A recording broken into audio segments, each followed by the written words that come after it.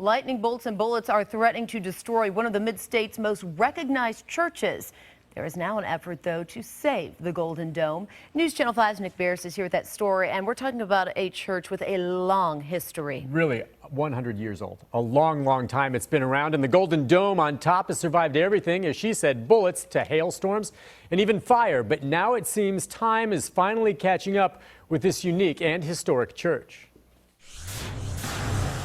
You stand here with the naked eye, it looks pretty good. Exactly, it looks fine, but you get up there like the contractors did, and you have cracks, you have the panels separating, you have the flashing is pulling loose, and you have, again, those 22 bullet holes. Someone is shooting up the Golden Dome above Central Christian Church in Murfreesboro, and you won't believe who. These were church members. The idea was the pigeons were roosting up there. We need to get rid of the pigeons, so we had a lot of volunteers with their 22s. But not every shot hit the pigeons. So there's the bullet holes, and it turns out much more.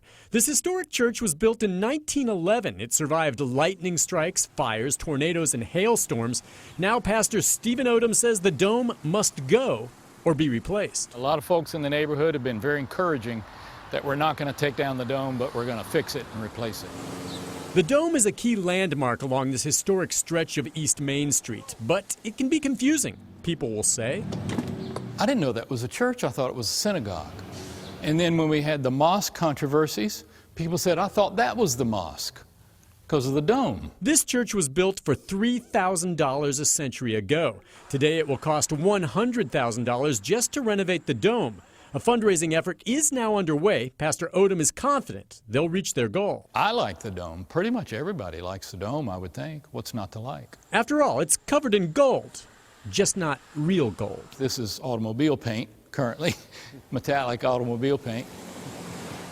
Who knew? The color really does look great. Of course, the pastor says they'd love to use real gold leaf on the dome, but that would take a donor with extra deep pockets. As it is now, they are more than halfway to their goal to raise the money they need. And it's not going to include paying for gold leaf, but they'll get more gold paint. It reminds me a little bit of the dome on the West Virginia State Capitol, which Right. it is gold and blue, but they do have a gold leaf on it. It's pretty amazing. That's expensive. Very expensive. All right, Nick, thank you. To help boost the fundraising efforts, the church will hold a rummage sale next Saturday, August 9th, with all the proceeds to go to the Dome Restoration Project.